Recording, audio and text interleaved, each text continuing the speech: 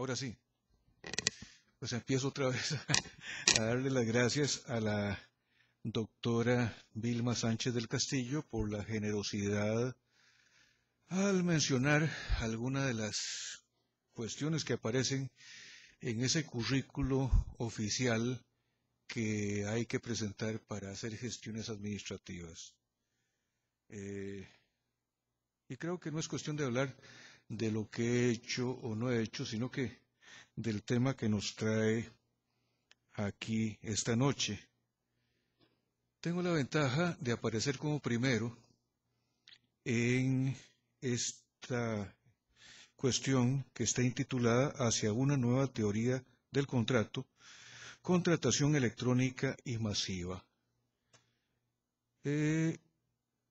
Sin permiso de nadie, voy a referirme nada más a la primera parte, a lo que es hacia una nueva teoría del contrato. Para esta nueva teoría del contrato, y tengo que tomar nota de los 15 minutos obligatorios máximos, que creo que no los voy a sobrepasar, para esta nueva teoría del contrato hay que hacer alguna referencia a la sociología.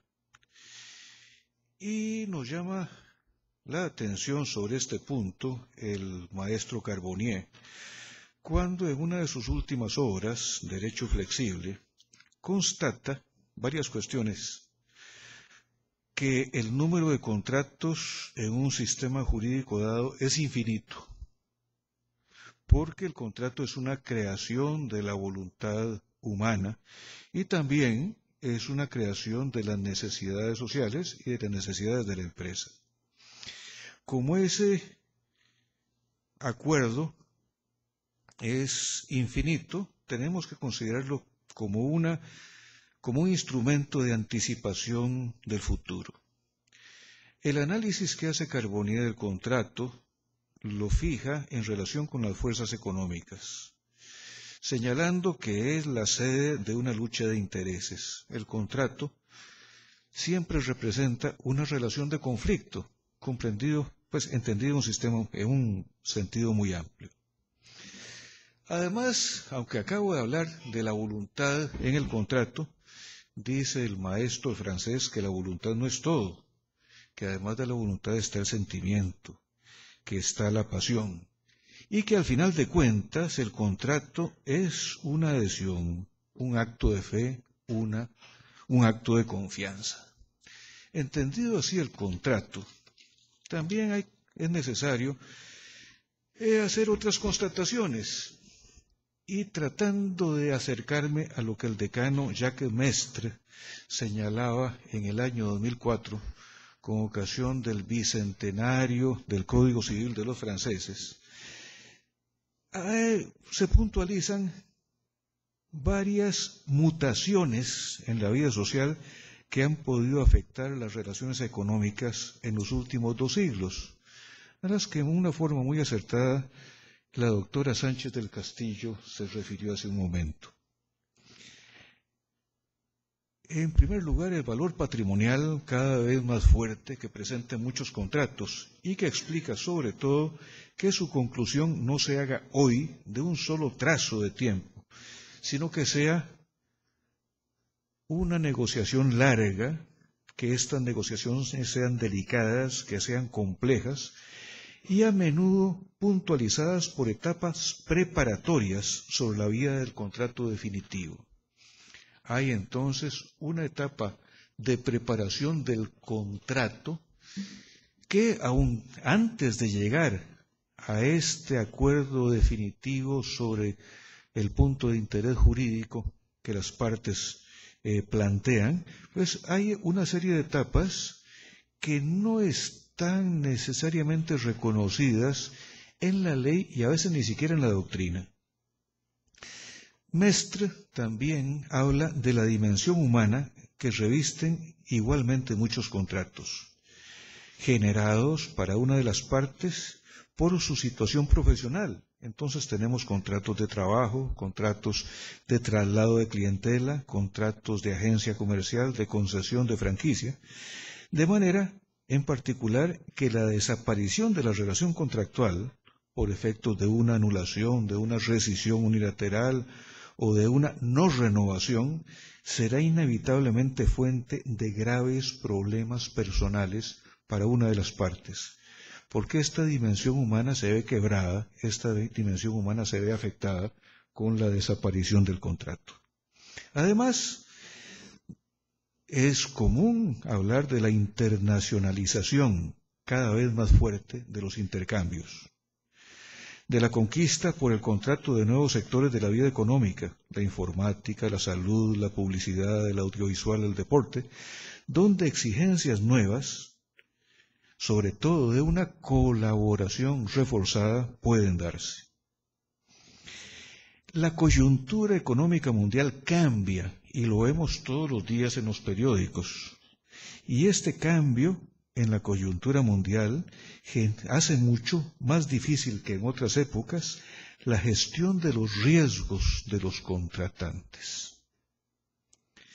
La frecuente interdependencia de los contratos concebidos por operadores cada vez más imaginativos como piezas de un montaje global, deben satisfacer un objetivo económico preciso, al precio del menor riesgo, y volvemos a esa cuestión de la gestión del riesgo y pues la conciencia de cómo mundialmente se maneja esto. La aparición de Internet y más generalmente el desarrollo del comercio electrónico multiplica los contratos entre ausentes y dan al consentimiento nuevas formas de expresión. Cuestión a la que yo no me voy a referir. Ya la doctora Sánchez del Castillo ha señalado que es el tema de su preferencia y creo que está mucho más calificada con sus obras para desarrollarlo que lo que yo pudiera decir. Volvamos al punto de la teoría del contrato. ¿Qué es una teoría del contrato? Una teoría del contrato es un esquema académico que se refiere al concepto de lo que es contrato. Todos sabemos que un contrato es un acuerdo para crear, modificar o extinguir relaciones jurídicas patrimoniales. Esa base conceptual podría ser que no necesariamente tenga que ser objeto de revisión. Ahora, la conclusión del contrato, es decir, la formación del contrato sí nos lleva a un campo completamente inexplorado antes de finales del siglo XX. Hablamos de la fase precontractual, los precontratos que contienen oferta, precontratos de negociación, como son los pactos de contraendo, como son los pactos de preferencia, los pactos de exclusividad, luego la figura de la oferta, la figura de la aceptación y más recientemente la figura muy controvertida de la carta de intención o la carta de intenciones. A mí me enseñaron que una carta de intenciones no es nada. Resulta que la carta de intenciones, nada más me enseñaron, configuraba la prueba de que se estaba entrando en una etapa de negociaciones. Pero hay que darse cuenta que ahora las cartas de intención tal vez tienen más fuerza que un precontrato y que algunas veces tribunales en otros sistemas de derecho, aunque situados dentro de la corriente romano-germánica, han hecho valederas las cartas de intención y han obligado a quien las ha extendido a llevar adelante el contrato apenas dibujado. Esa carta de intención que vemos muchas veces presente en expedientes bancarios como un mero requisito formal para la obtención de un crédito, pues resulta que representa una fase en la preparación del contrato que tiene fuerza propia, que tiene una validez y una eficacia que no se imaginaban los redactores del Código Civil costarricense que entró a regir en 1888. Hablamos normalmente dentro de la teoría del contrato de la formación o conclusión del contrato entre presentes y entre ausentes, como señalaba Mestre hace un rato. Y entonces discurríamos sobre aquella teoría de la emisión, de la declaración, de la recepción. Bueno, ahora, ¿cómo se maneja eso con el comercio electrónico? ¿Cómo se maneja eso con el comercio no electrónico? Cuando se hace presente una persona ante un gran almacén y formula una aceptación de una oferta más o menos indefinida. También dentro de la teoría del contrato tenemos clásicamente la referencia a la forma. Contratos consensuales, contratos solemnes, contratos reales. Ya hace mucho rato que el contrato real, aquel contrato que se forma con la entrega de una cosa corporal, pues está siendo objeto de una crítica muy seria. El contrato real es una categoría de derecho romano. Yo enseño que el préstamo es un contrato real. Ahora, ¿quién puede decirme que el préstamo bancario es un contrato real efectivamente? Para salvarme un poco, yo hago una diferencia muy sutil en la que no creo. Que hay un contrato de préstamo y hay un contrato de apertura de crédito. Y que el préstamo es aquel contrato que se configura cuando la entidad prestataria entrega al deudor la cosa prestada, el dinero prestado. Pero ¿quién cree realmente que eso es cierto en estos momentos? ¿Será el contrato de préstamo un contrato real? ¿Será el contrato de depósito un contrato real? También yo señalo que el depósito se configura cuando el depositario recibe la cosa material, la cosa corporal, objeto del contrato. Pero no hay una figura anterior que es toda la negociación previa que tiene carácter obligatorio y que tiene carácter contractual y que es tal vez mucho más importante que ese momento preciso de la entrega o tradición de la cosa corporal. Efecto del incumplimiento. Es otro tema de la teoría general del contrato. Los efectos del incumplimiento, los efectos del incumplimiento son la ejecución forzosa, la indemnización en caso de incumplimiento y la resolución en los bilaterales. Esto tiene que ver también con el tema de la fuerza obligatoria del contrato. Fuerza obligatoria del contrato que se manifiesta en el principio de la ejecución, de la irrevocabilidad y el principio de la buena fe. La segunda de esas cuestiones, la irrevocabilidad del contrato, principio sacrosanto, pues ahora es algo bastante pasado de moda. En los contratos masivos, a los que no me voy a referir, en los contratos de adhesión, hay por allí cláusulas de rescisión unilateral, que nosotros sabemos que son válidas si el motivo de la rescisión está objetivamente descrito. Ahora, no se revocan diariamente muchos de los contratos masivos. Pensemos en todos los contratos de seguridad, en todos los contratos de prestación de servicios, varios, en que la casa empresarial, que es la que da ese servicio, por allí tiene una cláusula que permite zafarse de su responsabilidad y que no necesariamente es una de esas cláusulas completamente abusivas que la ley 7472 castiga con nulidad.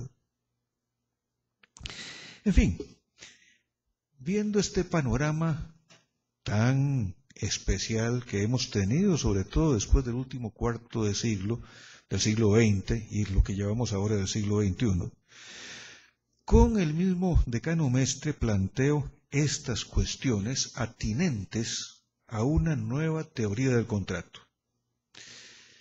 Nosotros tenemos, igual que en otros sistemas, una diversidad de fuentes normativos. En Costa Rica un contrato tenemos que ver dónde lo ubicamos. ¿Será un contrato civil? ¿Será un contrato mercantil? ¿O será un contrato de esa otra categoría que no sabemos si es mercantil, civil o intermedia o de otra cuestión que es un contrato del consumo?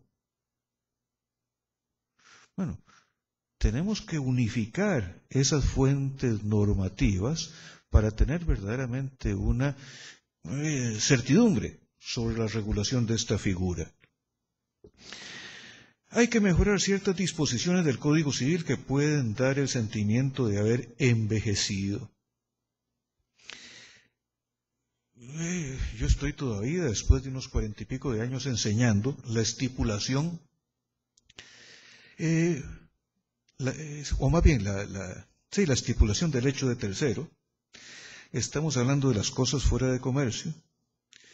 Estamos también hablando de situaciones que realmente no tienen que ver mucho con la realidad social que ahora vivimos. En cuanto a la formación del contrato, en cuanto a la negociación, en cuanto a la figura de la aceptación y de la oferta y la aceptación, tenemos reglas diversas en el Código Civil y en el Código de Comercio. La Sala Primera de la Corte ha dado algunos pasos para señalarnos que la oferta de contrato es obligatoria. Nos dimos cuenta que la oferta de contrato es obligatoria cuando ya lo decía el BGB, el Código Civil alemán, a partir del 1 de enero de 1900. Pero eso lo dice la Sala Primera de la Corte con la formación que tiene ahora.